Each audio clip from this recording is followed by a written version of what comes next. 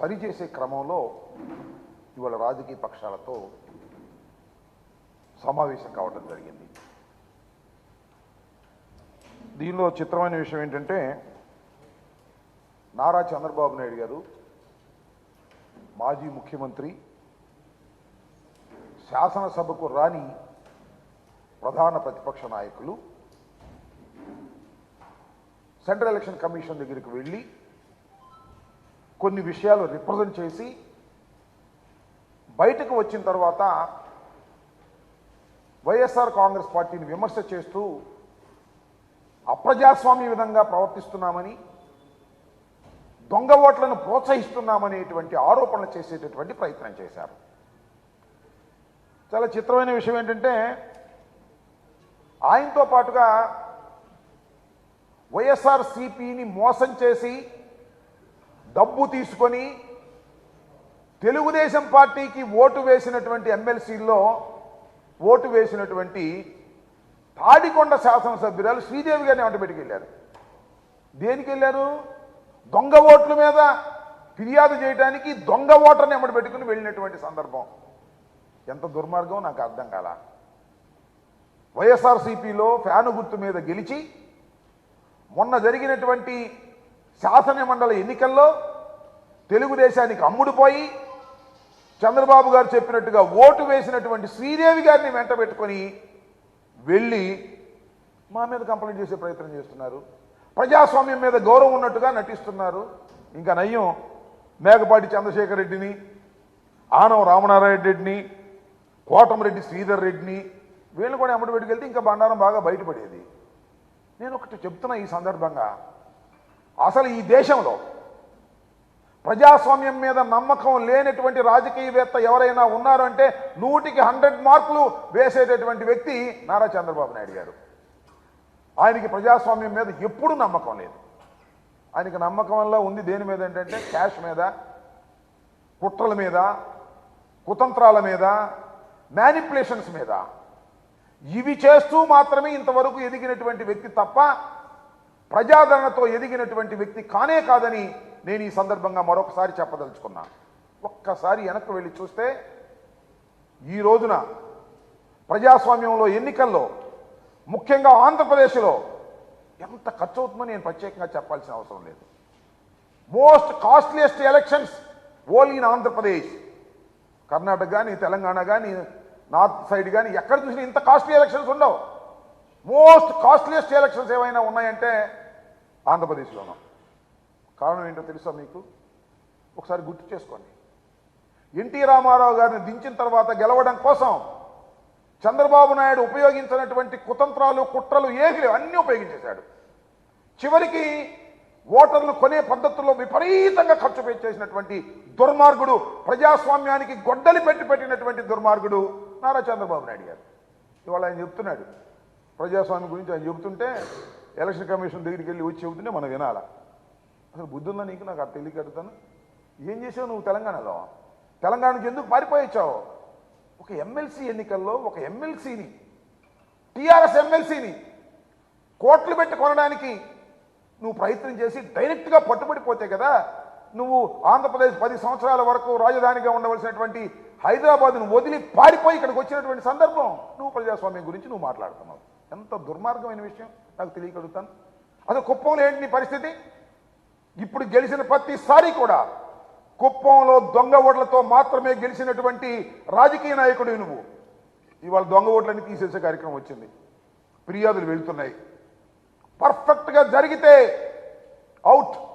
చంద్రబాబు నాయుడు గారు కుప్పంలో ఓడిపోవడం ఖాయం అనేది ఆయనకి తెలుస్తుంది, తెలుగుదేశం పార్టీకి తెలుస్తుంది, ప్రజలకు కూడా తెలుస్తుంది. ప్రజాస్వామ్య పద్ధతుల్లో ఎన్నికలు జరిగితే దొంగ ఓట్లు పూర్తిగా తీసివేస్తే నారా చంద్రబాబు నాయుడు గారు కుప్పంలో కూడా ఓడిపోయే పరిస్థితి ఉంది. దొంగ ఓట్లతోనే రాజకీయం చేసినటువంటి దొంగ రాజకీయ నాయకుడు చంద్రబాబు నాయుడు గారు. అలాంటి చంద్రబాబు నాయుడు గారు ఇవాళ మా మీద ఆరోపణలు చేస్తున్నాడు.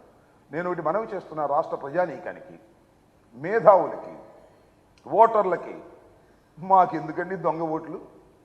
5 సంవత్సరాలు చిత్తశుద్ధిగా పరిపాలన చేసినటువంటి ప్రభుత్వం ఇది. ఇచ్చిన ప్రతి హామీని నిలబెట్టుకున్నటువంటి జగన్మోహన్ రెడ్డి గారు జగన్మోహన్ రెడ్డి గారిని అన్ని వర్గాల ప్రజలు గుండెల్లో పెట్టుకొని కాపాడేటటువంటి ఎన్నిక ఇది. మాకసలు దొంగ ఓట్లతో పనేమిటి? శాస్త్రీయమైన పద్ధతిలో ఎన్నికలు జరిగితే 175కి 175 గెలిచేటటువంటి పరిస్థితులు మాకున్నాయి. ఇది వాస్తవమైన విషయం. మేము మ్యానిపులేషన్ చేయాల్సిన అవసరం మాకు లేదు. అసలు మ్యానిపులేట్ చేసే లక్షణమే మాకు లేదని కూడా ఈ సందర్భంగా నేను మనవి చేస్తున్నా. మీరు ఒకసారి గుర్తు చేసుకోండి, నారా చంద్రబాబు నాయుడు గారు ఎంత దుర్మార్గుడో. ఏమండి, పోయిన ఎలక్షన్లో ఏమన్నాడు గుర్తుందా మీకు? రాష్ట్ర ప్రజానీకానికి ఎలక్ట్రానిక్ ఓటింగ్ మిషన్స్ చాలా ప్రమాదం అన్నాడు. ఎలక్ట్రానిక్ ఓటింగ్ మిషన్స్ వల్ల మ్యానిపులేషన్ జరుగుతుందన్నాడు. ఎలక్ట్రానిక్ ఓటింగ్ మిషన్స్ వల్లే మేము ఓడిపోతున్నామని చెప్పాడు. ఎలక్ట్రానిక్ ఓటింగ్ మిషన్స్లో సైకిల్ కొట్టేస్తే ఫ్యాన్కి పడిందని చెప్పాడు. ఎంత దొంగవయ్యాను నాకు అర్థం కాలేదు. ఇవాళ ఏమైపోయా? సెంట్రల్ ఎలక్షన్ కమిషన్ వచ్చిందిగా, సెంట్రల్ ఎలక్షన్ కమిషన్ దగ్గరికి వెళ్ళి ఈవీఎంల గురించి చెప్పలేదే, మర్చిపోయాడు.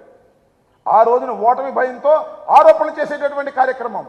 ఇవాళ ఈవీఎంలు పని చెయ్యవు, అవి ప్రజాస్వామ్యంలో దొంగ ఓట్లుగా మారుస్తాయి, మ్యానిపులేషన్కు ఉపయోగపడతాయి అని పెద్ద గొంతెత్తి నువ్వు ఆర్గ్యుమెంట్ చేసిన నువ్వు ఇవాళ వాటి గురించి మాట్లాడమే? అది మర్చిపోయావు ఆ పాఠం. ఇవాళ వెళ్ళి మా మీద మాట్లాడతావు, నాకు అర్థం కాలేదు. అంతేకాదు, లాస్ట్ ఎలక్షన్స్లో గుర్తుందో లేదో మీకు, సెంట్రల్ ఎలక్షన్ కమిషన్ దగ్గరికి వెళ్ళి సెక్రటేరియట్లో బహుశా ద్వివేదినో త్రివేదినో ఉన్నాడు, వెళ్ళి డైరెక్ట్గా బెదిరించాడు. ఎలక్షన్స్లో ఆయన వెళ్ళి ముఖ్యమంత్రి స్థానంలో తాత్కాలిక ముఖ్యమంత్రిగా ఉన్నటువంటి నారా చంద్రబాబు నాయుడు గారు వెళ్ళి ఆయన బెదిరించే కార్యక్రమం చేశారు. ఆఫీస్కి వెళ్ళాడు డైరెక్ట్గా, సింగిల్గా లైవ్ తీసుకెళ్ళి. ఆంధ్రజ్యోతి, ఈనాడు మొత్తం లైవ్ అన్నీ వెళ్ళిపోయాయి. బెదిరించే కార్యక్రమం చేశాడు. ఓటమి భయం వచ్చినప్పుడు చంద్రబాబు నాయుడు గారు ఇలాంటి వేషాలన్నీ వేయటం అనేది కొత్త ఏమీ కాదు అనే విషయాన్ని ప్రజలు తెలుసుకోవాలని మనం చేస్తున్నాం. చిత్రం ఏంటంటే శ్రీదేవితో వెళ్ళాడు. ఎందుకంటే పార్టీలో మా పార్టీలో గెలిచిన ఆయనకి ఓటేసింది, క్యాష్ కొట్టి తీసుకుంది. ఇప్పుడు ఆయన అమ్మటే తెలుగుదేశం ఊరేగింపులో తిరుగుతుంది అనుకో, అది వేరే విషయం. ఈయన వెళ్ళాడు. ఎవరైనా పవన్ కళ్యాణ్ పొత్తులు వాళ్ళందరూ రావాల్సిన అవసరం లేదు, ఎవరి పార్టీ వాళ్ళు వెళ్ళొచ్చు. కానీ ఈయన వెళ్ళిపోయాడు ఆయన అమ్మట. నాకు అర్థం కాల. బహుశా గుర్తింపు లేని రాజకీయ పార్టీ కదా ఏది పవన్ కళ్యాణ్ గారి జనసేనకు, దానికి గుర్తింపు లేదు, దానికి ఇంటర్వ్యూ దొరకదు. అందువల్ల చంద్రబాబు నాయుడు గారు చెంచాగా వెళ్ళాడు. నేను అడుగుతా ఉన్నా, పవన్ కళ్యాణ్ గారు ఎందుకయ్యా మళ్ళీ నీ గ్లాసు గుర్తు ఆ సైకిల్తోనే పోటీ చేయలేదు, ఎందుకు వచ్చిన కూడా ఇదంతా విలీనం చేసాయి, కొట్టేయి దెబ్బ మీద దెబ్బ. ఏమైంది? కొద్దిగా క్యాష్ కొద్దిగా ఎక్కువ అడుగు సరిపోద్ది, ఏముంది దానిలో, మేము విలీనం చేస్తామండి, సైకిల్ గుర్తు మీద మేము పోటీ చేస్తాం, కాస్త ఇంకొద్దిగా ప్యాకేజీ పెంచండి అని అడుగు. ఆయన కూడా రెడీగా ఉన్నాడు, పాపో సొమ్ము సంపాదించినంత రెడీగా ఉన్నాడు. అవి కూడా నీకు ఇచ్చేసి ఏకంగా దీనిలో తీసుకువెళ్ళేటటువంటి కార్యక్రమం చేస్తాడు, గుర్తుపెట్టుకోమని కూడా ఈ సందర్భంగా మనవి చేస్తున్నాం. చంద్రబాబు నాయుడు గారు చాలా దుర్మార్గమైన రాజకీయాలు చేయటంలో నిష్ణాతుడు. చెప్పిన మాట చెప్పుకోకుండా మోసం చేసే కార్యక్రమాలు చేస్తున్నాడు. విచ్చలవిడిగా దానికి తోడు తానా తందానా అనే పత్రికలు బయలుదేరాయి. అవి చూస్తే ఒకవేళ నిజంగా ఎప్పుడన్నా నేను కొన్ని పత్రికలు చదువుతుంటా, పైన హెడ్డింగ్లు ఎవరు చూడమాక, నాకు చూస్తే ఎట్లా ఉంటుందంటే చంద్రబాబు నాయుడు వచ్చేసి అధికారంలో కూర్చున్నట్టే ఉంటుంది. ఆ ఈనాడు ఒకటి ఆంధ్రజ్యోతి ఒకటి రాస్తుంటే అయిపోయింది వైఎస్ఆర్ కాంగ్రెస్ పార్టీ పని, తెలుగుదేశం అధికారంలోకి వచ్చేసింది అనేటువంటి పిచ్చిరాతలు రాస్తున్నారు, అభూత కల్పనలు రాస్తున్నారు. జగన్మోహన్ రెడ్డి గారి మీద రాస్తున్నారు. జగన్మోహన్ రెడ్డి గారు అంటే జైలుకి వెళ్ళిపోతాడంట, ఎన్నో వాయిదాలు లెక్కేశారు, ఆ వాయిదాలకు హాజరు కాలేదంట అని రాస్తారు. అది రాత్రి రాశారు. ఒకవేళ అది ఊహించుకుని రామోజీ రాస్తున్నాడు. షర్మిల గారు వస్తేనంట జగన్మోహన్ రెడ్డి గారు ఏదో అన్నా అంట, రాధాకృష్ణ రాస్తున్నాడు, బల్ల కింద ఉన్నాడో బాత్రూంలో ఉన్నాడు, నాకు అర్థం కాల. ఎందుకంటే ఈ పిచ్చి మీకు, మీరు ఎన్ని చేసినా, ఎన్ని దుష్టాగ పన్నాగాలు చేసినా తిరిగి మళ్ళా ఈ రాష్ట్రంలో వైఎస్ జగన్మోహన్ రెడ్డి ముఖ్యమంత్రి. దొంగ ఓట్లతో మాకు పని లేదు, మాకల్లా ప్రజాస్వామ్య పద్ధతుల్లో ప్రజలకు మేలు చేశాం, ఇచ్చిన ప్రతి వాగ్దానాన్ని నిలబెట్టుకున్నాం, ప్రజల గుండెల్లో చిరస్మరణీయమైన ముద్ర వేసుకునే క్రమంలో జగన్మోహన్ రెడ్డి పరిపాలన చేశాడు. ఈ నెల నుంచి 3,000 రూపాయల పెన్షన్ ఇస్తున్నాం, ఇచ్చిన మాట నిలబెట్టుకున్నాం. అందువల్ల మేము మళ్ళీ తిరిగి అధికారంలోకి రాబోతున్నాం. ఇది ఎవరిని అడిగినా చెప్తారు, ఏ సర్వేని అడిగినా చెప్తారు. ఇవాళ మీరు ఎలక్షన్ కమిషన్ వచ్చింది కదా అని చెప్పేసి పుత్రుడు దత్త తండ్రి ఇద్దరు వెళ్ళి అక్కడ ఏదో రిప్రజెంట్ చేసి అసలు విషయాలు వదిలేసి ఏదో కొసరు విషయాలు మాట్లాడి మమ్మల్ని బదనాం చేయాలనే ప్రయత్నం చేస్తున్నారు. ఇది దుర్మార్గమైనటువంటి ప్రయత్నం. పొత్తులు పెట్టుకుంటే పెట్టుకున్నారు, కలిసి తిరిగితే తిరిగారు, మాకేం అభ్యంతరం లేదు. అసలు సీట్లు పంచుకునే కార్యక్రమాలు ఏంటో ఇంతవరకు మీకు తేలలేదు. జగన్మోహన్ రెడ్డి గారు నేను మనవి చేస్తున్నా, ఎక్కడ ఏ విధంగా టీంను సెట్ చేయాలి.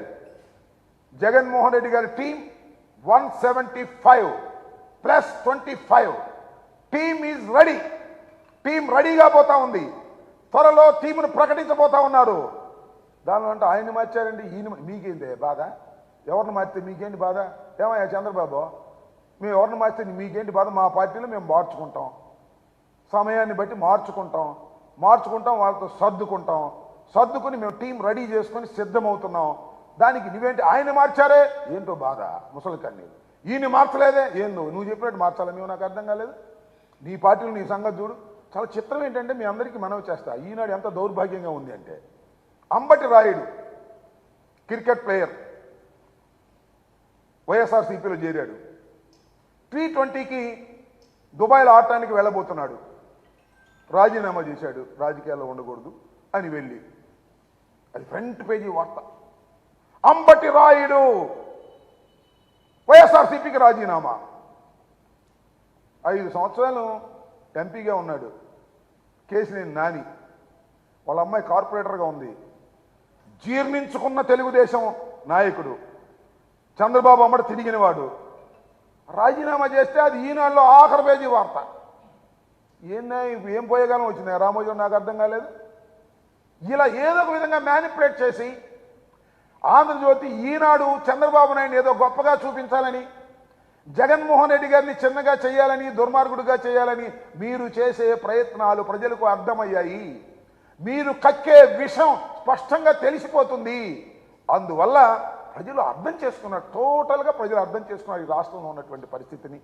ఈనాడు, ఆంధ్రజ్యోతి, TV5, ఈటీవీ ఇలాంటి పత్రికలు, ABN వాళ్ళు చూపించేటటువంటి విషయాలన్నీ కూడా విషం కక్కే విషయాలు తప్ప వాస్తవాలు కావనే విషయాన్ని తెలుసుకున్న తర్వాత కూడా మీరు ఏదో ఎగబడుతున్నారు, ఏదో రాస్తున్నారు, రాసుకోండి, మాకేం అభ్యంతరం. మీ పత్రిక మీరు రాసుకోండి.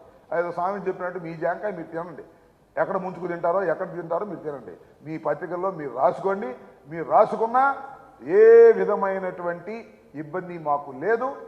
జగన్మోహన్ రెడ్డి గారు ఒక స్పష్టమైన, స్వచ్ఛమైన పరిపాలన చేసి రెండవసారి ఎన్నికలకు సిద్ధమవుతున్నారు. టీం సిద్ధమవుతుంది. ఎన్నికలకు వెళ్ళబోతున్నాం. అత్యంత ఆత్మవిశ్వాసంతో ఎన్నికలకు వెళ్ళబోతున్నాం. ఎవరిని కలుపుకోము, సింగిల్గానే వెళతాము. 175 ప్లస్ 25 వెళ్ళి మొత్తం కొట్టుకొని తిరిగి వస్తాం. గుర్తుపెట్టుకోండి, మిమ్మల్ని చిత్తుగా ఓడిస్తాము. చంద్రబాబు, పవన్ కళ్యాణ్ కలిసిన సీట్లు సర్దుకున్నా ఏమైనా గెలుపు మాత్రం వైఎస్ఆర్సీపీదే. ఎందరూ కలిసినా మమ్మల్ని ఏమీ చేయలేరని ఈ సందర్భంగా తెలియచేస్తూ, ఎన్నికల కమిషన్ దగ్గరికి వెళ్ళి పిచ్చి పిచ్చి వేషాలు వేసేటటువంటి చంద్రబాబు నాయుడు గారికి ప్రజాస్వామ్యం పట్ల విలువ లేదు, ప్రజాస్వామ్యం మీద నమ్మకం లేదు, మ్యానిపులేషన్ మీద మాత్రమే నమ్మి రాజకీయాలు చేసినటువంటి వ్యక్తి. ఆయన నిజస్వరూపం ప్రజలకు అర్థమైంది. అర్థమయ్యే విధంగా రాజశేఖర్ రెడ్డి, జగన్మోహన్ రెడ్డి గారు చేయగలిగారు కాబట్టి ఇక చంద్రబాబు పని అయిపోయింది. సాపా సంకా సర్దుకొని హైదరాబాద్ స్వగృహానికి వెళ్ళవలసినటువంటి పరిస్థితి ఏర్పడుతుంది after this election. Thank you. ఇంకా ప్రతి నియోజకవర్గంలో టీడీపీ ఇందాక చెప్పాడు ఒక ఆయన, చంద్రబాబు నాయుడు గారు చెబుతుంటే విన్నా, హైదరాబాద్లో ఉంటే ఇక్కడ ఓటు ఉండకూడదా? కర్ణాటకలో ఉంటే ఇక్కడ ఓటు ఉండకూడదా? వలస వెళ్ళిపోయారంటే కర్ణాటక నుంచి, ఇక్కడ నుంచి కర్ణాటకకి హైదరాబాద్కి. మరి హైదరాబాద్ చాలామంది వెళ్ళారు, నువ్వు గవర్నమెంట్లో ఉన్నప్పుడు కూడా వెళ్ళారు. నేను ఒకటి మనవి చేస్తున్నా, హైదరాబాద్లో ఉన్నా, ఢిల్లీలో ఉన్నా, కర్ణాటకలో ఉన్నా, మద్రాసులో ఉన్నా ఇక్కడ ఓటు ఉండవచ్చును, నో సందేహం, నో డిస్ప్యూట్. అయితే హైదరాబాద్లో ఒక ఓటు, ఇక్కడ ఒక ఓటు, అది కుదరదు నాయన, అది ప్రజాస్వామ్యం కాదు బాబు. హైదరాబాద్లోనే మొన్న ఓట్లు వేస్తారు, మళ్ళీ ఇక్కడికి వచ్చి ఇక్కడ ఓట్లు వేస్తారు. ఇది ఎట్లా ప్రజాస్వామ్యం అవుతుంది చెప్పండి? హైదరాబాద్లో ఓటుంది, ఇక్కడ ఓటుంటే ఎక్కడో ఒక చోటే ఓటు ఉండాలి, ఇది ప్రజాస్వామ్యం. కర్ణాటకలో ఓటుండి ఇక్కడ ఓటుంటే ఇక్కడో అక్కడో ఒక చోటే ఉండాలి, ఇది ప్రజాస్వామ్యం. అక్కడ కావాలంటే ఇక్కడ కావాలంటే చంద్రబాబుకి, హైదరాబాద్లో కావాలంటే ఇక్కడ కావాలంట. అది చట్ట వ్యతిరేకం, అది అప్రజాస్వామికం. వాటిని తీసేసే విధంగా అందరూ ప్రయత్నం చేయాలి. Either Hyderabad or Andhra Pradesh. నాకు ఇక్కడన్నా ఉండాలి, గుంటూరులో అన్నా ఉండాలి, గుంటూరులోనూ ఉండాలి, నాకు ఇక్కడ ఉండాలంటే కుదరదు. అందువల్ల ప్రతి ఓటర్కి ఒక ఓటే ఈ రాష్ట్రంలో ఉండాలి తప్ప 2 చోట్ల నమోదు కాకూడదు. అలా నమోదైతే అది నిర్బంధంగా తీసి అవతల పారేస్తారు. దానిలో ఏ విధమైన సందేహం. చంద్రబాబు నాయుడు గారికి అక్కడ ఓటు కావాలి, ఇక్కడ ఓటు కావాలి అంటే వీళ్ళందరికీ కూడా. సో అర్థం చేసుకోవాలి, ప్రజాస్వామ్యంలో ప్రజాస్వామ్యబద్ధంగానే ముందుకు వెళ్ళాలి. దాన్ని అందరూ సపోర్ట్ చేయాలని మేము భావిస్తున్నాం.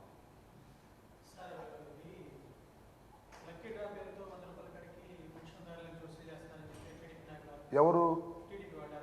టీడీపీ వాళ్ళు మాట్లాడుతుంటారు. టీడీపీ వాళ్ళకి కాస్త పిచ్చి ఎక్కువ, నా మీద భయం ఎక్కువ. అందువల్ల నా మీద చాలా విమర్శలు చేస్తుంటారు. అన్ని విమర్శలకు స్పందించవలసిన అవసరం లేదు. స్పందించవలసినటువంటి విమర్శలు ఎవరైనా చేస్తే నేను మాట్లాడతాను. ఎవరు మాట్లాడారు? కన్నా లక్ష్మీనారాయణ మనం మాట్లాడతాడు. కన్నా లక్ష్మీనారాయణ గారు నా మీద చాలా మాట్లాడతాడు.